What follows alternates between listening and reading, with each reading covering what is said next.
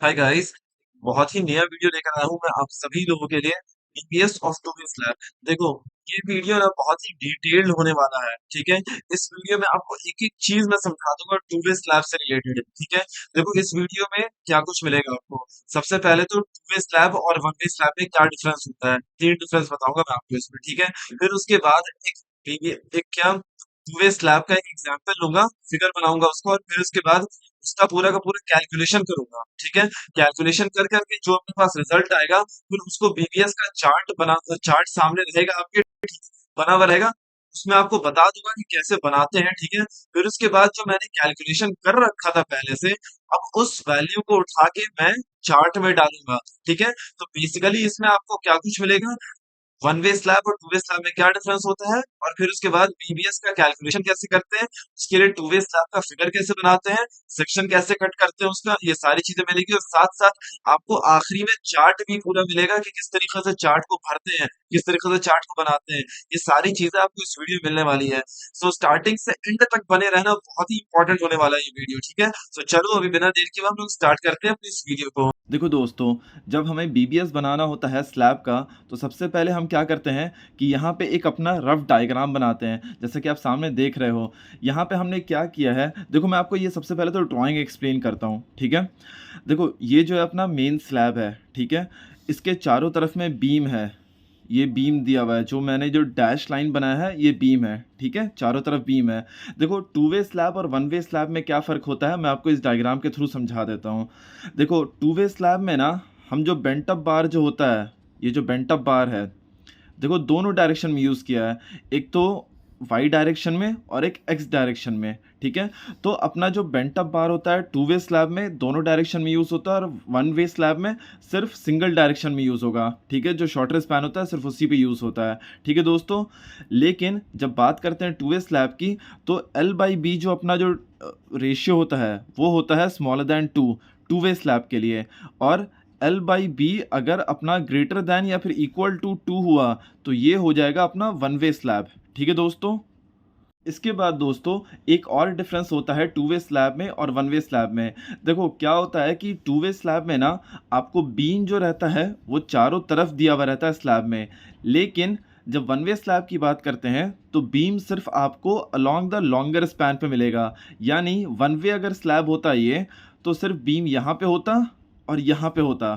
ठीक है दोस्तों, इस डायरेक्शन में यानी यहाँ पे और यहाँ पे बीम नहीं होता। ठीक है दोस्तों, सिर्फ बीम जो होता वन वे स्लैब में सिर्फ लॉन्गर स्पैन पे रहता। ओके, अब देखो बात करते हैं इस स्लैब के बारे में। तो देखो इसकी 10 मीटर की लंबाई है और 6 मीटर की चौड़ाई है इसकी। ठीक है, देखो हमने बेंट अप बार यूज़ किया है ये वाई डायरेक्शन में। देखो मैं इसको डायरेक्शन लिख देता हूँ, ये वाला हो गया अपना वाई डायरेक्शन। ठीक है, और ये वाला हो गया एक्स डायरेक्शन। ठीक है दोस्तों, तो वाई डायरेक्शन में क्या बेंट अप बार यूज़ किया हमने, देख सकते हो क्रैंक बार यूज़ किया है, और एक्स डायरेक्शन में भी हमने क्रैंक बार यूज़ किया है। ठीक है दोस्तों, अब आप पूछोगे कि ये वाला लाइन क्या है, तो ये अपना एक्स्ट्रा बार है, जो टॉप एक्स्ट्रा होता है, और ये जो बॉटम एक्स्ट्रा होता है, ये वो दोनों बार है। ठीक है दोस्तों, अब देखो यहाँ पे हमने ये सेक्शन काटा है ए। ठीक है, ये ए जो सेक्शन है हमने वो काट के इधर दिखाया है, और यहाँ पे ये जो बी वाला जो सेक्शन है, ये बी सेक्शन काट के मैंने इधर दिखाया है दोस्तों। ठीक है, अब देखो ए को मैं एक्सप्लेन कर देता हूँ।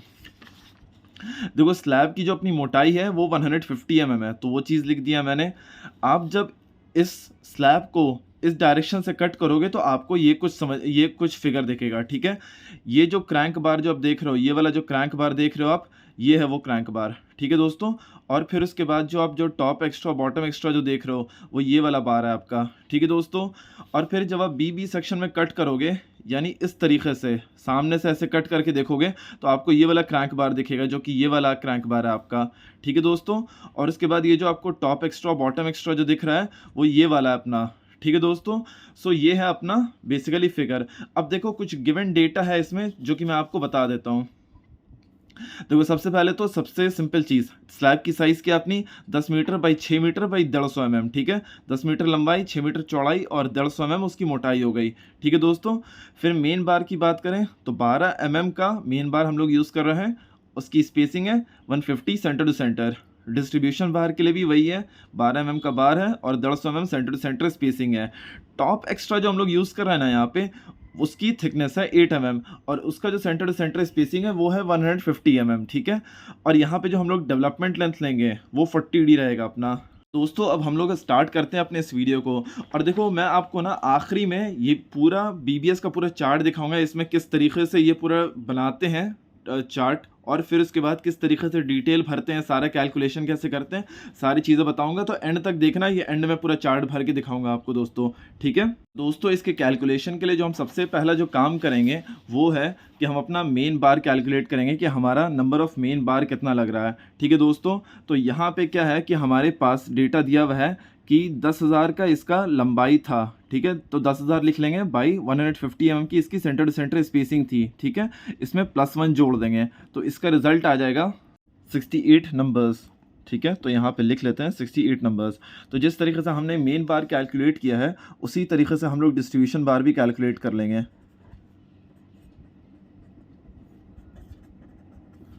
यहाँ पे इसकी स्पेसिंग है अपनी 6000 डिवाइडेड बाई 150 +1। अगर जिन लोगों को समझ में नहीं आया होगा कि किस तरीके से 6000 लिया है मैंने, तो देखो मैं यहाँ पे बता दे रहा हूँ। मेन बार जो लिया था हमने, तो मेन बार ऑब्वियस सी बात है शॉर्टर स्पैन पे बैठता है, ठीक है। लेकिन हमारा किस तरीके से हम बैठाएंगे, एक मेन बार इधर हुआ फिर इस तरीके से करते हुए जाएंगे, ठीक है। तो ये लॉन्गर स्पैन पे अपना बैठ रहा है, ठीक है दोस्तों। तो लॉन्गर स्पैन बैठ रहा है तो हमने 10,000 कंसिडर किया था यहाँ पे, ठीक है। लेकिन जब डिस्ट्रीब्यूशन बार की बात आती है तो डिस्ट्रीब्यूशन बार हम लोग अपना लगाते हैं इस तरीके से, ठीक है। तो डिस्ट्रीब्यूशन बार जब शॉर्टर स्पैन पे लगाएंगे तो उसी का लेंथ कंसिडर करेंगे। तो यहाँ पे उसका जो दिया हुआ है लंबाई वो है 6000, तो 6000 लिख लिया डिवाइडेड बाई 150 +1, ठीक है। इसका रिजल्ट आ जाएगा 41 नंबर्स। मैंने देखो सारा रिजल्ट पहले से कैलकुलेट कर रखा है ताकि वीडियो ज़्यादा लंबा ना हो जाए, ठीक है। अब देखो जब आपने नंबर ऑफ़ मेन बार और number of distribution bar calculate कर लिया है तो इसके बाद आपका जिम्मेदारी बनता है कि आप इसका कट लेंथ निकालो, ठीक है। तो देखो कट लेंथ निकालते हैं हम लोग, कट लेंथ ऑफ मेन बार।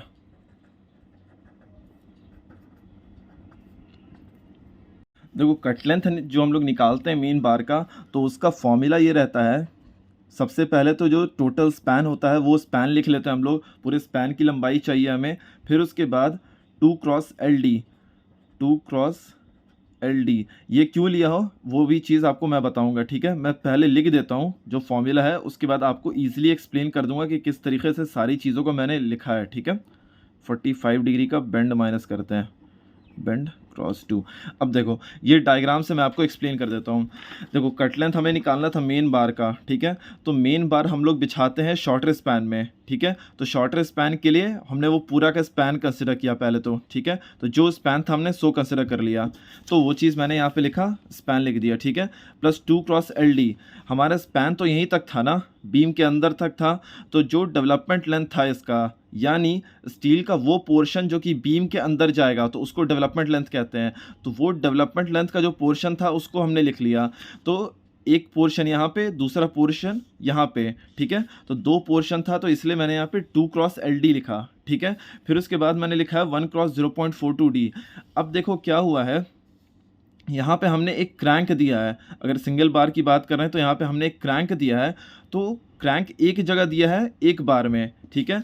तो इसीलिए यहाँ पे 1 लिख लिया और 0.42 डी, ये क्रैंक लेंथ का फॉर्मूला होता है 0.42 डी। जब भी क्रैंक दोगे तो क्रैंक का जो कैलकुलेशन होता है वो 0.42 डी से होता है, ठीक है दोस्तों। अब देखो 45 डिग्री बेंड था, उसको मैंने 2 से मल्टीप्लाई किया माइनस में, ठीक है। अब देखो क्या है ना, हमने जो क्रैंक दिया है तो यहाँ पे 45 डिग्री का एंगल बना, फिर नीचे जाके यहाँ पे भी 45 डिग्री का एंगल बनता है। तो 45 डिग्री का एंगल 2 जगह बन रहा है, ठीक है। तो जिसकी वजह से स्टील में इलोंगेशन आता है, ठीक है। तो वो इलोंगेशन को हमने घटाया है, ठीक है। तो 45 डिग्री का बेंड आया था, 2 जगह पे था तो हमने उसको 2 मल्टीप्लाई बाई 2 कर दिया, और इलोंगेशन था तो उसको हमने घटाना था, ठीक है। स्टील स्ट्रेच हुआ था तो उसको हमें घटाना था, तो इसलिए मैंने माइनस कर दिया यहाँ पे, ठीक है दोस्तों। तो अब इसको सॉल्व कर लेते हैं। स्पैन हो जाएगा अपना, एक मिनट, 6000 प्लस ये आ जाएगा अपना 2 cross 40 cross 2 plus 1 cross 0.42 D. ये भी देखो दोस्तों मैं आपको एक्सप्लेन करूंगा कि कैसे लिख रहा हूँ ये चीज़ें। मैं पहले आपको लिख दूं ताकि आसानी से आपको समझा सकूं। 45 डिग्री नहीं, 1 क्रॉस 12 क्रॉस 2 हो जाएगा।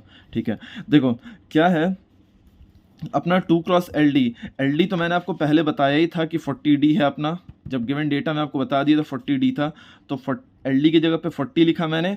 और जो डायमेंशन था अपना, डायमेंशन के लिए मैंने यहाँ पे 12 लिखना था, 12। हाँ, तो ये 40 क्रॉस 12 हो गया। ठीक है, 2 एज इट इज़ उतर गया। एल डी अपना 40D था तो 40 लिख लिया, और डी जो था वो 12 था तो 12 लिख दिया। ठीक है, फिर उसके बाद 1 क्रॉस 0.42। डी देखो कैसे निकालते हैं। देखो डी समझो पहले कि होता क्या है क्रैंक में एक्चुअली।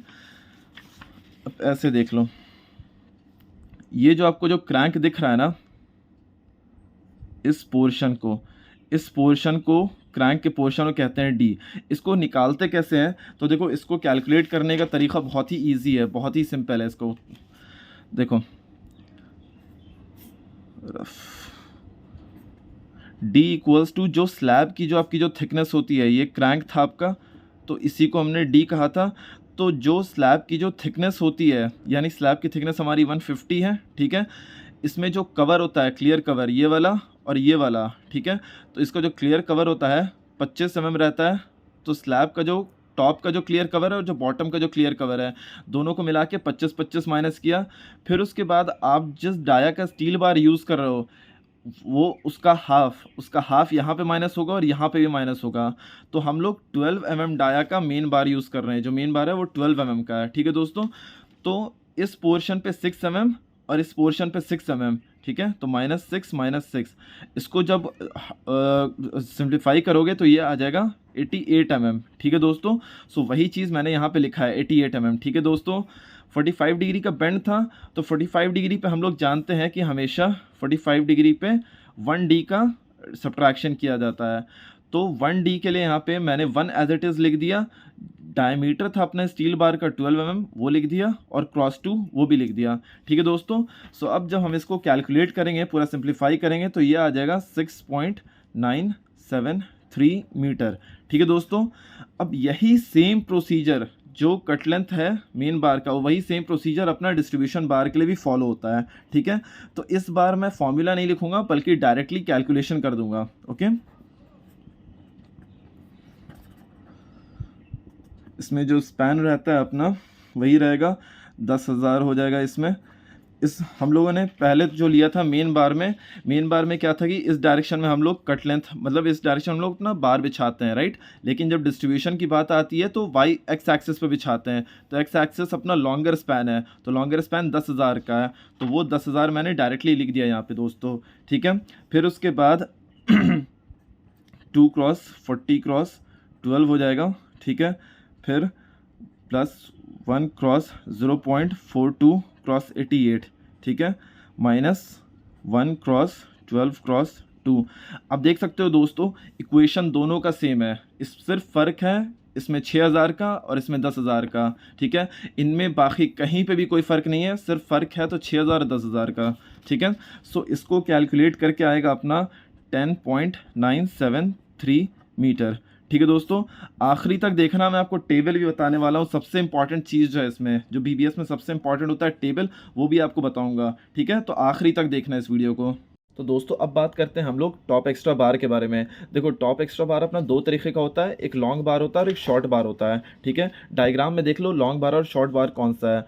लॉन्ग बार ये वाला है अपना, जो कि लॉन्गर एक्सिस पे है। ठीक है, और शॉर्ट बार ये वाला है जो कि शॉर्टर एक्सिस पे है। ठीक है, लॉन्ग बार हम लोग लगाते कहाँ पे हैं, तो जो अपना क्रैंक बार तोड़ते हैं वहाँ से स्टार्ट करते हैं लगाना और बीम के डायरेक्शन में बढ़ते हैं। ठीक है, तो देख सकते हो क्रैंक यहाँ पे तोड़ा गया, यहाँ से लगाते हुए बीम की तरफ बढ़ेंगे। ठीक है, ये हो गया लॉन्ग बार। शॉर्ट बार भी हम लोग जो क्रैंक तोड़ा है जहाँ पे, वहाँ से लगाना स्टार्ट करते हैं और फिर बीम की तरफ बढ़ते जाते हैं। ठीक है दोस्तों, और इनमें ना दोस्तों आपको एक चीज़ ध्यान देने का है कि इनमें कहीं पे भी बेंट नहीं दिया हुआ रहता है या फिर क्रैंक नहीं तोड़ते हैं, ये डायरेक्टली स्ट्रेट फॉरवर्ड रहता है।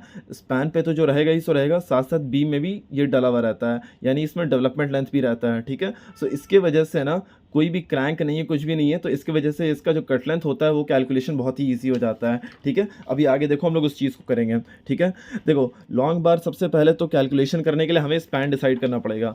देखो लॉन्ग बार हम लोग लगा रहे हैं इस डायरेक्शन में, ठीक है। ये डायरेक्शन अपना ये वाला है, ठीक है। तो जब डायरेक्शन ये वाला है अपना, क्योंकि हम लोग क्रैंक तोड़े हैं यहाँ से, ठीक है, तो एक बार यहाँ पे लगाएंगे, फिर दूसरा बार आगे, फिर तीसरा बार और आगे, फिर चौथा बार और आगे, तो मतलब बीम की तरफ बढ़ते जाएंगे। तो डायरेक्शन हमारा ये वाला है, ठीक है।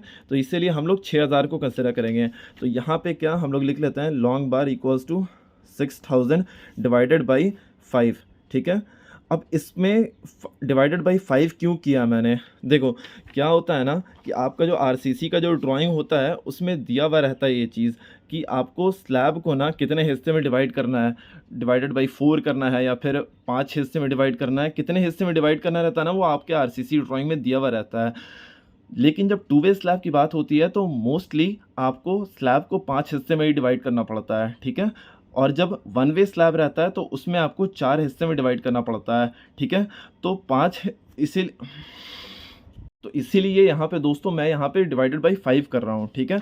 तो 6000 डिवाइडेड बाई 5 हो गया। अब उसके बाद इसको डिवाइड करेंगे 150 से, जो कि इसकी सेंटर टू सेंटर स्पेसिंग थी, ठीक है, प्लस 1 कर देंगे और उसके बाद इसका रिज़ल्ट आ जाएगा 9 नंबर्स, ठीक है। यानी कि अपना यहाँ पे इस क्रैंक से बीम की तरफ बढ़ते चलेंगे तो यहाँ पे 9 बार लग जाएगा अपना, ठीक है दोस्तों। तो उसी तरीके से जब 9 बार इधर लग रहा है तो 9 बार इधर भी लगेगा। तो उसके लिए हम लोग क्या करेंगे, इसको मल्टीप्लाई बाई 2 कर देंगे, ठीक है। तो ये हो जाएगा अपना 18 नंबर्स, ठीक है। अब उसके बाद जैसे लॉन्ग बार कैलकुलेट किया वैसे ही शॉर्ट बार भी हम लोग कैलकुलेट करेंगे। लेकिन शॉर्ट बार जब कैलकुलेट करेंगे तो जो हम लोग जो स्पैन लेंगे, यहाँ पे 6000 लिया था लॉन्ग बार के लिए, शॉर्ट बार के लिए हम लोग 10000 लेंगे। क्यों 10000 लेंगे वो भी एक्सप्लेन कर दे रहा हूँ मैं। देखो क्रैंक अपना यहाँ से लगा, क्रैंक बार यहाँ पे टूटा है और यहाँ पे हम लोग शॉर्ट बार लगाना शुरू किए हैं, ठीक है। शॉर्ट बार लगाते हुए यहाँ से बीम की तरफ बढ़ेंगे तो यहाँ से जब बीम की तरफ बढ़ रहे हैं तो इस डायरेक्शन में बढ़ रहे हैं, ठीक है। तो इस डायरेक्शन में बढ़ रहे हैं तो अपना ये डायरेक्शन जो है, एक्स डायरेक्शन जो है, उसकी लंबाई 10000 है। तो इसीलिए यहाँ पे हम लोग कंसिडर करेंगे 10,000, ठीक है। 10,000 कंसिडर करेंगे और इसको भी वही डिवाइडेड बाई 5 कर देंगे। फिर डिवाइड करेंगे टोटल को 150, यानी इसकी centre to centre spacing plus 1, ठीक है। उससे इसका रिजल्ट आ जाएगा 15 नंबर्स, ठीक है। यानी कि अपना 15 बार एक साइड में लगेगा। यहाँ से शुरू करेंगे तो 15 बार लग जाएगा यहाँ तक पे, ठीक है। तो उसी तरीके से जब हमें इधर लगाना होगा तो मल्टीप्लाई बाई 2 कर देंगे इसको। मल्टीप्लाई बाई 2 किया तो इसको आ जाएगा 30 नंबर्स, ठीक है दोस्तों। अब बात करते हैं दोस्तों सबसे इम्पॉर्टेंट टॉपिक, इसका कट लेंथ कैसे निकालते हैं। तो देखो इसका कट लेंथ तो बहुत ही ईजी है। कट लेंथ अभी लॉन्ग बार का निकालते हैं सबसे पहले हम लोग। लॉन्ग बार, देखो लॉन्ग बार का कट लेंथ जब हमें निकालना होता है तो उसके लिए हम लोग क्या करेंगे, यहाँ पे देखो लॉन्ग बार हम लोगों ने लगाया कैसे, इस स्पैन में लगाया है, ठीक है। तो यानी 10,000 कंसिडर कर लेंगे, 10,000, ठीक है। प्लस क्या कर लेंगे, अपने पास और क्या है, जो स्लैब पे जो था तो हमने वो स्लैब तो कंसिडर कर लिया। यहाँ पे डेवलपमेंट लेंथ बचा हुआ है तो 2 क्रॉस एल डी कर देंगे, एक इस साइड का एक इस साइड का, मिला के 2 हो जाएगा, ठीक है। तो 2 क्रॉस एल डी तो आपको पता ही है 40D है, ठीक है। मैं एक बार लिख देता हूँ यहाँ पे 2 क्रॉस 40 क्रॉस 8। यहाँ पे देखोगे कि 8 लिया मैंने, क्यों लिया है, क्योंकि हमारा जो टॉप एक्स्ट्रा था वो 8 mm का था, ठीक है। तो इसीलिए मैंने यहाँ पे 8 कंसिडर किया है। जब इसको सॉल्व करोगे तो ये आ जाएगा 10.64 मीटर आ जाएगा, ठीक है दोस्तों। अब इसी तरीके से जब हमें कट लेंथ निकालना होता है शॉर्ट बार का, तो यही सेम प्रोसीजर फॉलो होता है। शॉर्ट बार, इसमें देखो हमें क्या करना होता है, खाली सा स्पैन चेंज होगा, 10,000 से वो हो जाएगा अपना 6,000, ठीक है। 6,000 प्लस 2 क्रॉस 40 क्रॉस 8, ठीक है। जब इसको कैलकुलेट करोगे तो आ जाएगा 6.64 मीटर, ठीक है। ये हो गया आपका टोटल निकल गया। इसके बाद का जो प्रोसीजर है कि बस हमें अब चार्ट भरना है, ठीक है दोस्तों। वो भी मैं आपको भर के दिखा देता हूँ। चार्ट फिल करने के लिए आपको क्या करना होगा दोस्तों, सबसे पहले तो आपको ये सीरियल नंबर लिख लेना होगा, डिस्क्रिप्शन लिख लेना होगा। डिस्क्रिप्शन में आप बताओगे अपना मेन बार है, डिस्ट्रीब्यूशन बार है, कौन सा बार है, वो सब चीज़ें बताओगे, ठीक है। उसका डाया बताओगे, फिर कितना नंबर्स में लग रहा है वो चीज़ बताओगे, ठीक है। लेंथ लिख लोगे कि क्या कट लेंथ है उसकी, ठीक है। फिर उसका यूनिट वेट कितना आ रहा है, फिर उसका टोटल वेट हम लोग देखेंगे। अलग अलग बार का, ठीक है, कि 8 mm का कितना केजी वेट लग रहा है, ठीक है, 12 mm का कितना केजी वेट लग रहा है। तो ये सारी चीज़ें अलग अलग हम लोग कैलकुलेट करेंगे, ठीक है। तो देखो सबसे पहले तो हम लोग लिखें डिस्क्रिप्शन में मेन बार लिखते हैं, ठीक है। इसका डायमीटर था अपना 12 mm, ठीक है। ठीक है 12 mm हो गया। नंबर्स कितना लग रहा था ये, देखो नंबर्स के लिए हम लोग यहाँ पे कैलकुलेट करके रखे हैं इसको। मेन बार अपना था 68 नंबर्स, ठीक है। तो मेन बार नंबर्स लिख लिया यहाँ पे 68 mm।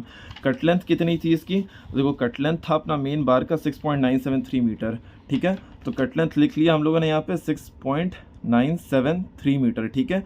यूनिट वेट इसका कितना है, यूनिट वेट रहता है 12 mm का 0.89 हो जाएगा, ठीक है। अब देखो मेन बार लिख लिया, अब लिख लेते हैं हम लोग अपना डिस्ट्रीब्यूशन बार, ठीक है। डिस्ट्रीब्यूशन बार लिख लेते हैं। डाया उसका भी वही था, 12 mm था, ठीक है। नंबर्स कितना था डिस्ट्रीब्यूशन बार का, 41 नंबर्स था, तो 41 लिख लिया, ठीक है। कट लेंथ कितना था डिस्ट्रीब्यूशन बार का, 10.973 था, तो 10.973 हो गया, ठीक है। यूनिट वेट कितना रहेगा, वही सेम रहेगा 0.89, ठीक है। अब देखो टॉप एक्स्ट्रा, अब मेन बार भी हो गया अपना, डिस्ट्रीब्यूशन भी हो गया, ठीक है। अब क्या लिखते हैं, टॉप एक्स्ट्रा कितने का था अपना, 8 mm का था, ठीक है। नंबर्स कितना लगना था, टॉप एक्स्ट्रा में कितना लग रहा था अपना नंबर्स, यहाँ पे 18 नंबर्स था और 30 नंबर्स था, ठीक है। 48 नंबर्स हो गया ये, अच्छा नहीं ये लॉन्ग बार था ना, टॉप एक्स्ट्रा लिखा है लॉन्ग बार, ये लॉन्ग बार के लिए, ठीक है। तो लॉन्ग बार में हमारा 18 नंबर्स लग रहा है, टॉप एक्स्ट्रा में नंबर्स में 18 लगेगा, ठीक है। कट लेंथ कितनी आई है लॉन्ग बार की, 10.64 मीटर आया है, तो यहाँ पे लिख देते हैं 10.64 मीटर, ठीक है। यूनिट वेट कितना होता है, यूनिट वेट रहता है अपना 0.48 mm का, ठीक है। इसी तरीके से जैसे लॉन्ग बार लिखा है, इसी तरीके से शॉर्ट बार भी लिखेंगे, ठीक है। शॉर्ट बार लिख दिया, 8 mm डाया हो गया उसका। फिर उसके बाद शॉर्ट बार कितने नंबर्स में लग रहा था, 30 नंबर्स में लग रहा था, 30 लिख दिया। कट लेंथ कितना आया था शॉर्ट बार का, 6.64 मीटर था, तो यहाँ पे लिख दिया 6.64 मीटर, ठीक है। यूनिट वेट वही हो जाएगा 0.4 मीटर, ठीक है दोस्तों। जब ये टेबल पूरा अपना भर जाएगा दोस्तों, तो इसके बाद क्या करना है अपने को कि 8 mm का जो हम लोग दोस्तों जब हम लोग अपना ये पूरा टेबल भर देंगे, तो उसके बाद क्या करना है कि जो 8 mm का जो बार है उसके लिए हम लोग अलग से वेट कैलकुलेट करेंगे, और जो 12 mm का जो बार है उसके लिए अलग से वेट कैलकुलेट करेंगे। और देखो उसका कैलकुलेशन का क्या तरीका होता है वो मैं आपको लाइव बताता हूँ। देखो सबसे पहले तो क्या करना होता है कि जो डाया रहता है, यानी डाया यहाँ पे जो नंबर रहता है, कितना नंबर बार लग रहा है अपना 68 लग रहा है, मैंने 68 लिख लिया, ठीक है। उसकी जो कट लेंथ था 6.973 वो लिख लिया मैंने। फिर उसके बाद उसका जो यूनिट वेट था 0.89 वो भी लिख लिया मैंने। और फिर उसके बाद यहाँ पे इक्वल टू किया 422.0 आ गया, ठीक है, यानी 422 किलो लग रहा है ये, ठीक है। ये सॉरी 8 में लिख दिया, ये 12 नंबर्स में था, ये 12 का था, 12 डाया का बार था, तो 422 इसमें लिखा जाता है, ठीक है।